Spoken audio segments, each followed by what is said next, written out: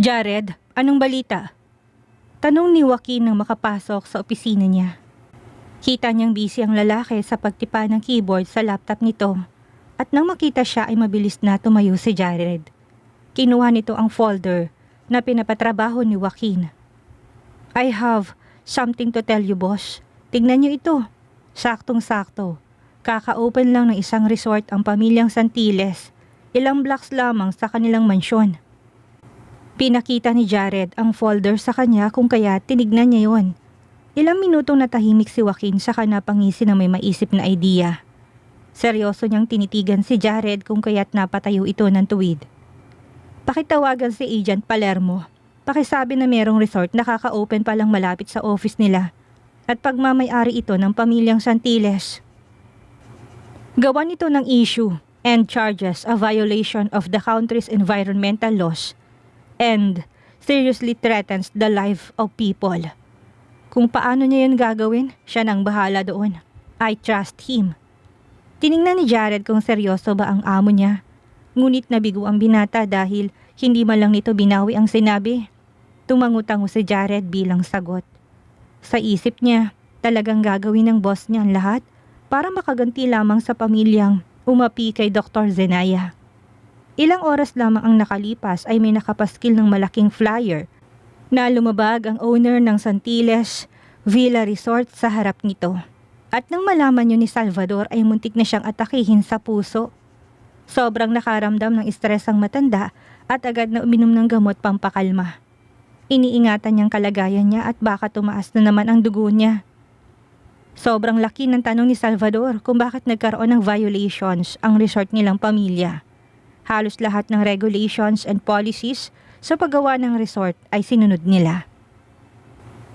How come na nagkaroon sila ng violations at ang pagiging marumi pa talaga? Siniguro niyang friendly environment ang resort nila para dumugi ng mga tao kung kaya't labis ang pagkalito niya kung bakit nagkaroon sila ng ticket sa tourism. Bago pa man sumakit ang ulo niya, may agad na sumagi sa isip ni Salvador ang kanyang kaibigan na nagtatrabaho sa turismo. Agad niyang tinawagan ito. Ilang ring lamang ay agad na sumagot ang kaibigan. Bago pa man makapagsalita ang kaibigan, ay agad niya itong inunahan. Pareng Alfonso, kamusta? Ako to, si Salvador. Naalala mo? Masiglang bati ni Salvador sa kabilang linya. Agad na sumagot naman ang kaibigan kaya napahinga ng maluwag si Salvador. Ano nga palang kailangan mo pare? Tanong na kaibigan niya. Napakamot sa leeg si Salvador at hindi alam kung paano sasabihin ang problema. Huminga siya ng malalim dahil sa sobrang hiya, ngunit kailangan niyang masolusyonan ang problema niya ngayon. Kasi ganito yon.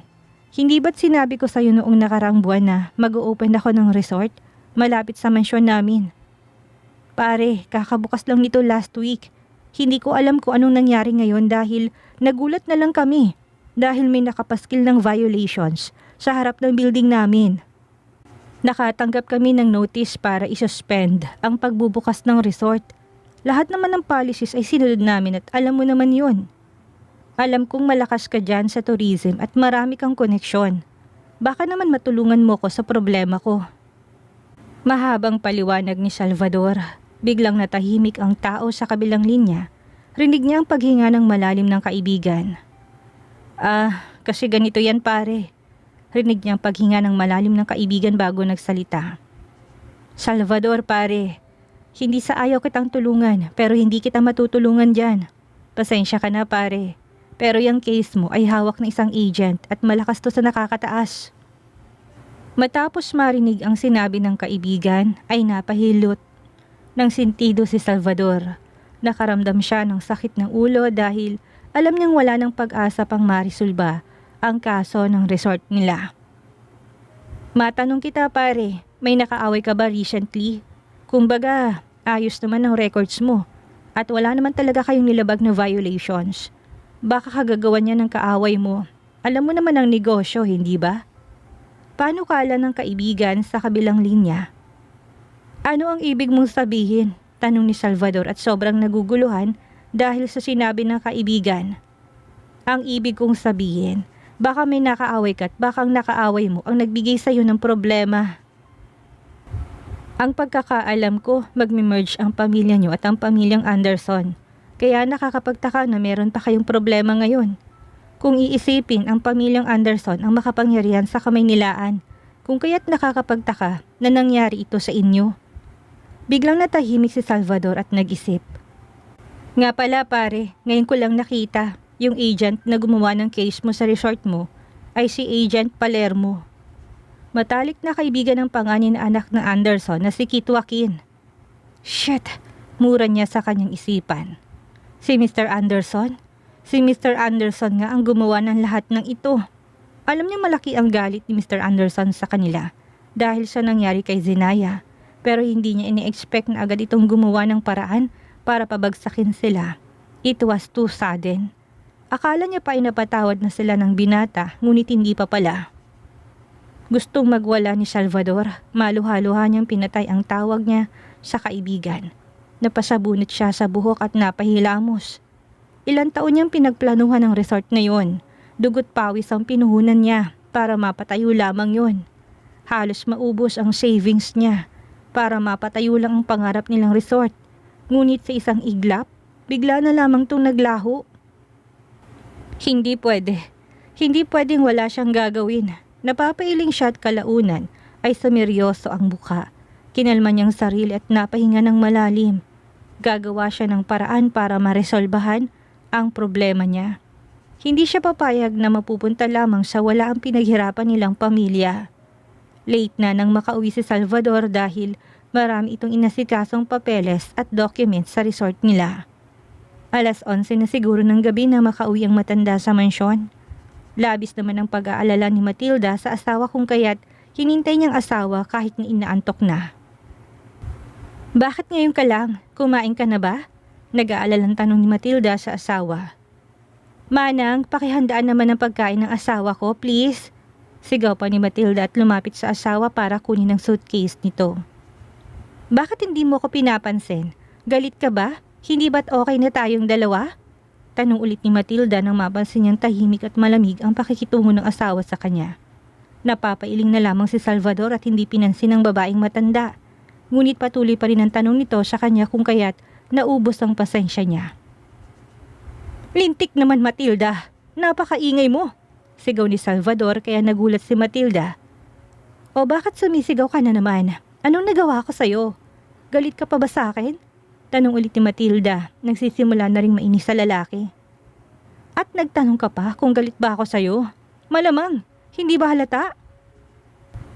Kung hindi mo sana pinalayas at itinakwil si Zenaya sa mansyong ito, tahimik sana ang pamilya natin. Alam mo bang kumilos na si Mr. Anderson?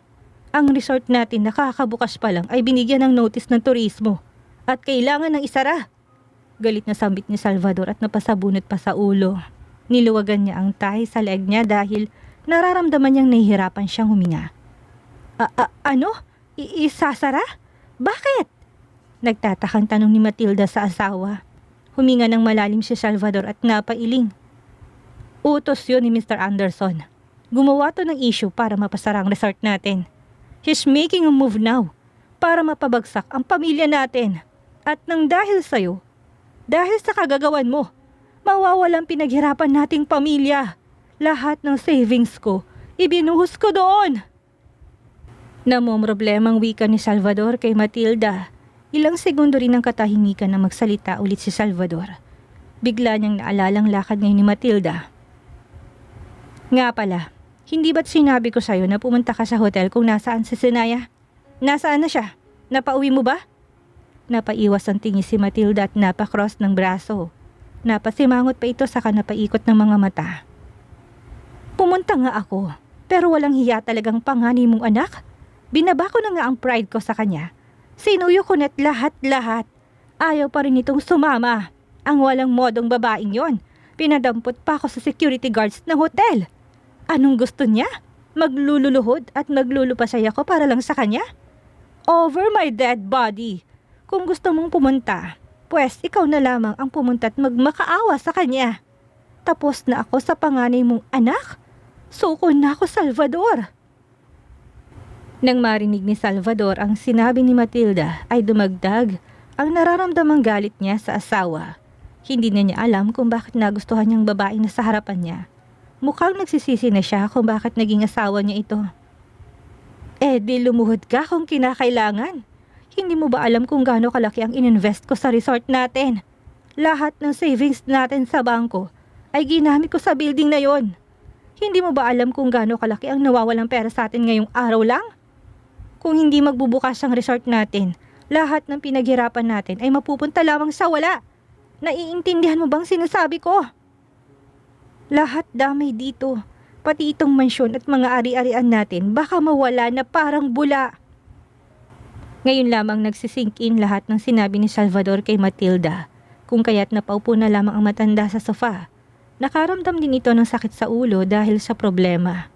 Yung antok na kanina pa nito nararamdaman ay biglang nawala. Ilang minuto ring natahimik ang sala nang may naisip na idea si Matilda. Tama, alam ko na. Wika nito sabay tayo sa pagkakaupo. Nagpalakad-lakad to sa harap ni Salvador.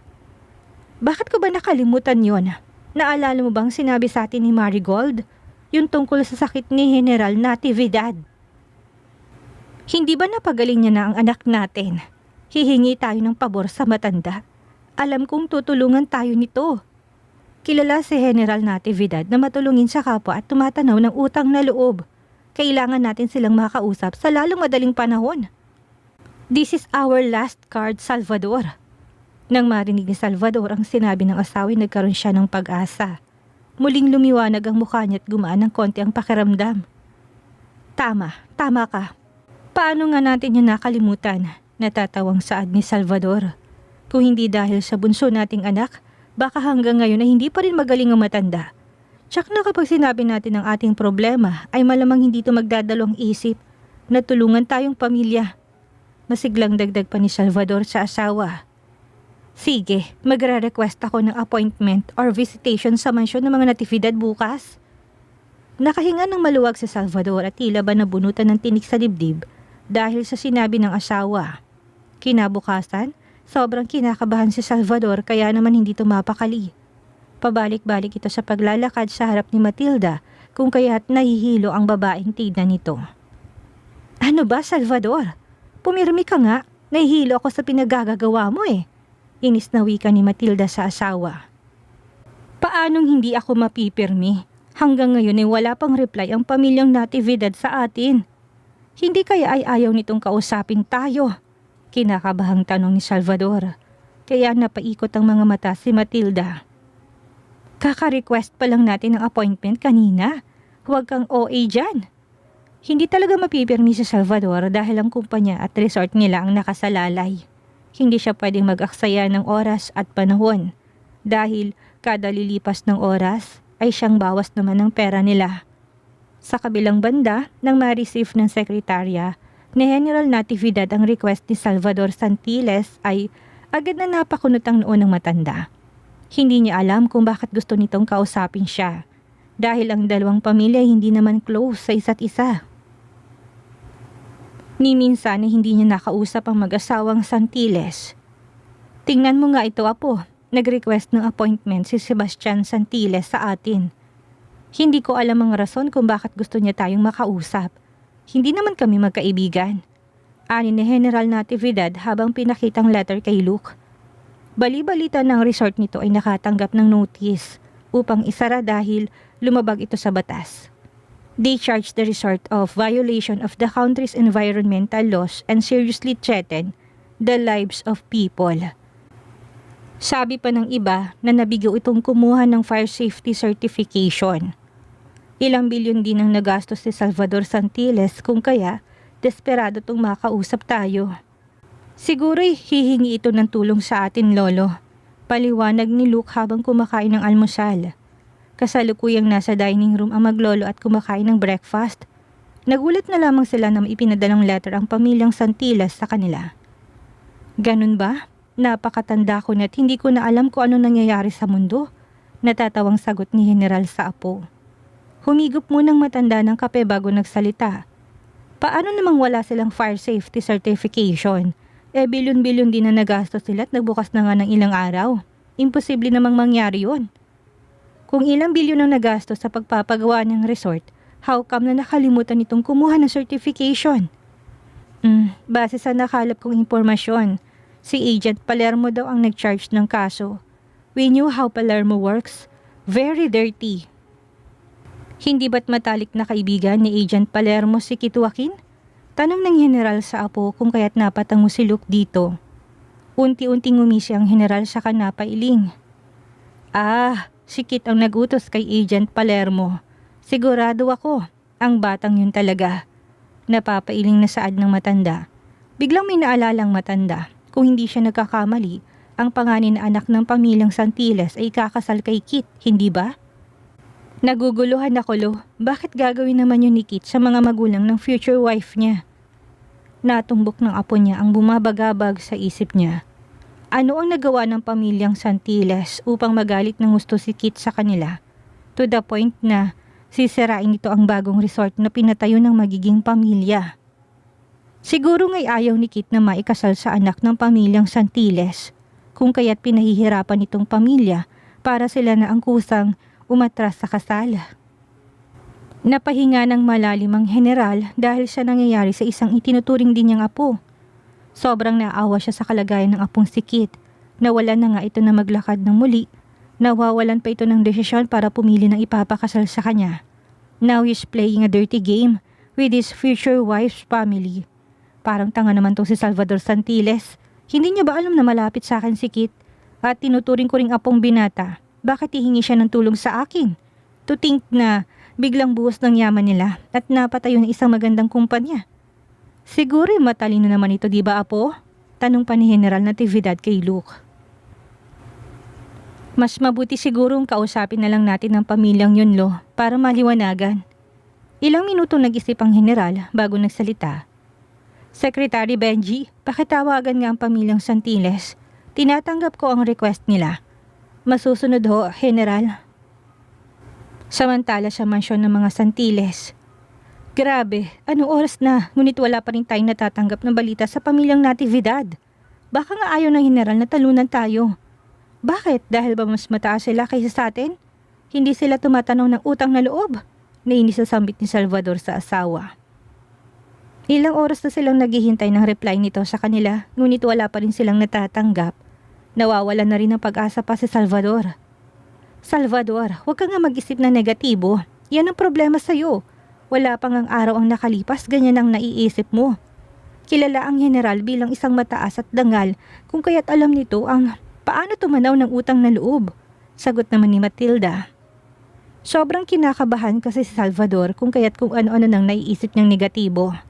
Habang tumatagal ay palala ng palala ang pag-aalala niya. Napalingon ang mag-asawang Santiles sa sunod-sunod na pagring ng telepono nila. Kaagad namang sinagot yun ni Salvador at nagpakilala. Hello, Mr. Santiles. This is from the house of the Natividad family. I am the secretary of the general, Mr. Benji Navarro. The general wanted to ask about the reason why you requested to visit his mansion. Tanong ni isang baritonong boses na lalaki sa kabilang linya. Napalingon si Salvador kay Matilda na para bang humihingi ng tulong sa asawa. Ngunit sinamaan lang na matandang babae ng tingin si Salvador. Para bang sinasabi ng matanda na ayusin niyang pakikipag-usap sa sekretarya ng general. Wala naman. Gusto lang namin itanong kung kamusta ng kalagayan ng general. Kamusta na nga ba ang sakit nito sa paa? Tanong ni Salvador kay napakunot ang noon ng sekretarya ng general. Ano naman ang kinalaman ng sakit ng general sa pamilyang kausap nito? Kung alam ko lang na magagamot pala ng aking anak ang general ay matagal ko nang sinabihan ng anak ko. Nakakalungkot isipin na tinis ng general ang sakit nito ng mahabang panahon. Malungkot na wika ni Salvador. Ilang minuto rin silang nag-uusap at nang maibaba ng sekretarya ng general ang telepono ay napahinga ng malalim si Salvador. Ano raw ang sabi? Kakausapin na ba tayo ng general? Tanong ni Matilda sa asawa. Sabi ng sekretarya nito ay tatawagan na lamang niya ulit tayo kung pauunlakan nitong request natin. Pero makakaasa raw tayo na tatawag ulit ito sa atin. Kakausapin muna ulit niya ang general. Nang sabihin ng sekretarya sa general kung anong pakay ng pamilyang Santiles ay napaisip ng malalim ang matanda. Kung ang sinasabi ng pamilya ay ang anak nila ang nanggagamot sa kanyang sakit sa paa, malaki ang pasasalamat niya doon. Ngunit hindi siya sigurado kung si Dr. Zenaya Santiles nga ay anak ni Salvador Santiles. Kailangan niya pa ring makasigurado. Ang last name ni Dr. Zenaya ay Santiles. Hindi kaya totoo ang sinasabi ng pamilyang yon? Tanong ng general sa sekretarya nito. Ang pinagtataka ko pa, bakit alam ng mga ito na tuluyan na naghilom ang sakit niyo?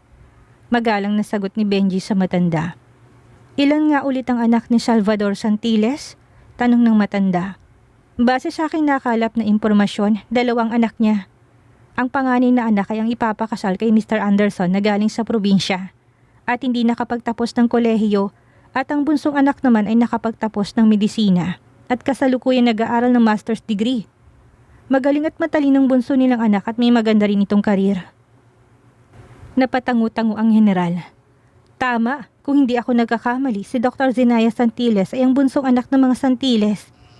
Since malaki ang utang na loob ko sa dalagang doktor, kailangan ko man tumulong sa pamilya niya, kahit yun man lang ang makabawi ako sa lahat na nagawa niyang mabuti sa akin. Kung hindi sa dalagang yun ay naghihirap pa rin ako sa sakit sa paa hanggang ngayon. Wala akong pakialam kung magalit man sikit. Hindi niya ako mapipigilan. Porsigidong wika ng magiting na general sa sekretarya. Napahalakhak ang matanda dahil sa sobrang saya. Hindi siya makapaghintay na tumulong sa pamilyang Santiles. Pagkakataon niya nang makabawi sa magaling na doktor. Tawagan mo ang pamilyang Santiles. Gusto ko silang kausapin ngayon din. Hindi pa nga lumilipas ang kalahating oras ay agad na nakatanggap ng tawag si Salvador sa landline nila. Mabilis niyang sinagot ang tawag. Rinig niyang halakhak na matanda sa kabilang linya. Mr. Santiles! Mr. Santiles! Si General Alfonso Natividad ito. Nais ko lang na magpasalamat sa iyo. Kung hindi dahil sa anak mo, hindi maghihilom ang sakit ko sa paa na matagal ko nang tiniis ng ilang taon. Nais kitang batiin dahil napalaki mo ng maayos at napakagaling ang mga anak mo. Na-excite na wika ng matanda kay Salvador. Natawa ng mahina si Salvador at nakaramdam ng kagalakan para sa sarili. Hindi naman po, General. Napaka-humble mo naman, Mr. Santiles. Napakagaling at napakatalino ni Dr. Santiles. Nais ko nga sanang ipakasal ang apo ko sa kanya, ngunit naisip ko na baka humindi ang dalaga. Gulat naman ang rumihistro sa mukha ni Salvador. Hindi niya inaasahan ang sinabi ng general. Ngunit nawala yun ang ma-realize niya. Alam niya sa ngayon itutulungan siya ng general sa kanyang problema. Magsasalita pa sana si Salvador nang marinig ang paghinga ng malalim ng matanda sa kabilang linya. Nabalitaan ko pala na nasuspindi ang resort nyo. Ikinalulungkot ko itong malaman, ngunit huwag kang mag-alala. Bigyan mo ko ng sapat na oras. Ako nang bahalang magresolba sa resort ninyo. I will definitely help para maibalik lang ang nawalang kabuhayan nyo. Hindi naman maitago ang kagalakan ni Salvador. Nagtatalon-talon pa ito sa tuwa na marinig ang sinabi ng matanda. Maraming salamat, General. Hindi ko alam kung anong sasabihin pa sa inyo, ngunit sobrang laki ng pasasalamat ko. Masayang sagot ni Salvador. Hindi ba kayo busy bukas? Nais ko sanang makita kayo ng personal. Paano kung bisitahin namin kayo sa mansyon niyo bukas? Tanong ng general kung kaya napatango-tango si Salvador. Oo naman po, General. Welcome na welcome ho kayo sa bahay namin. Sige, tatawagan kayo ng sekretarya ko kapag nakaalis na kami. Maraming salamat ulit, Mr. Santiles. Nang maputol ang linya ay agad na napatalon si Salvador. Hindi na niya kayang pigilan pa ang nararamdaman. Napayakap na lamang siya kay Matilda na ngayon ay nagsisigaw dahil sa sobrang tuwa. Tutulungan tayo ng general at bibisita pa raw ito bukas. Alam mo ba kung gaano ka-importante yun sa atin? Talagang totoo na ito, Matilda. Totoo na. Kurutin mo nga ako. Hindi ba ako nananaginip lang? Tanong ni Salvador sa asawa. Kinurot naman ni Matilda ang mahina si Salvador sa kanapahalakhak. Totoo ito, darling. Totoo. I'm so excited to talk about Marigold's wedding sa apo ng general. Huwag ka nang humindi pa. Ang general na ang nagsabing gusto niyang maging daughter-in-law ang bunso nating anak. Masayang sagot naman ni Matilda. Walang nagawa si Salvador kung hindi ang tumango. Isa lang ang naiisip niya. Lalaki na naman ang koneksyon ng pamilya nila. Marigold, darling, you are already here. Napakagaling mo talaga at napakatalino ng anak ko. Kaya proud na proud kami sa'yo ng daddy mo. Mahal na mahal ka namin, anak. Nilapitan ni Matilda ang bunso niyang anak na si Marigold. Galing ito sa UP at kakatapos lang ng klase nito. Hindi man alam ni Marigold ang nangyayari, ngunit napayakap na lamang ito sa ina. Anong meron, mommy? Bakit sobrang saya niyo naman ni daddy? Tanong ni Marigold sa magulang. Alam mo bang tumawag sa General Natividad kanina? Nangako siyang tutulungan tayo sa problema natin ngayon. At hindi lang yun, bibisita pa siya bukas dito sa mansyon. Sabi niya ay magpapasalamat daw siya ng personal sa'yo. Masayang balita ni Matilda sa anak. Sa una ay nagulat si Marigold, ngunit nakabawi naman ito at napalitan ng saya ang kanyang ekspresyon. Napangisi siya dahil sa nabalitaan. Talaga, mommy? Sinabi yun ng general? Napatango si Matilda sa kahinawakan ang magkabilang pisngi ni Marigold. Oo naman, anak, totoo ang sinasabi ko, kahit itanong mo pa sa daddy mo. Napalingon si Marigold sa ama.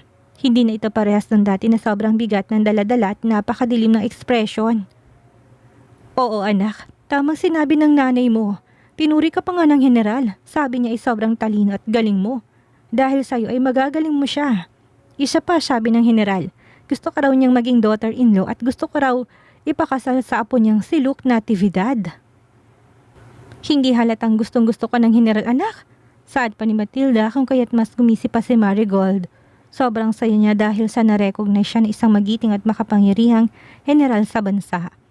Hindi na ako magtataka doon, mommy at daddy. Lahat ng mayamang binata sa paaralan ay pinagpipilahan ako. Nais nilang makuha ang aking matamis kung oo, ngunit alam ko ang worth ko. Mayabang na sagot ni Marigold kung kaya't mas natuwa ang magulang nito sa kanya. Tama ka naman dyan, anak. Ngunit kapag kaharap na natin ang pamilyang Natividad ay sana huwag mo sabihin yun sa kanila. Mas maganda kung magiging humble ka at magiging manihin sa mga mata nila. Mas okay kung magandang impression nila sa'yo. Bukas ay maghanda ka dahil darating ang general sa mansyon natin. Magsuot ka ng magandang damit at magpaganda. Paalala ni Matilda kung kaya't napatango ang dalaga. Alam ko naman yun, mom. Huwag ka mag-alala. Gagawin kong lahat para magustuhan pa akong lalo ng general at especially yung apo nitong si Luke. Kaya proud na proud kami sa'yo, anak. Ikaw talagang paborito namin. Napakatalino, sobrang masunurin pa. Napangisi si Matilda dahil sa mga nangyari ngayong araw. Hindi man niya naibalik si Zenaya sa mansyon nila, ay narito naman ang anak nilang si Marigold. Wala siyang pakialam kung pinoprotektahan ni Kit Joaquin si Zenaya. Poprotektahan naman sila ng pamilyang Natividad. Ano kayang mangyayari kapag nakaharap si General Natividad at pamilya Santiles? Ano ang gagawin ng pamilya Santiles kapag nalamang hindi si Marigold ang inasahang makikita ng general? Yan ang ating aalamin sa susunod nating kabanata.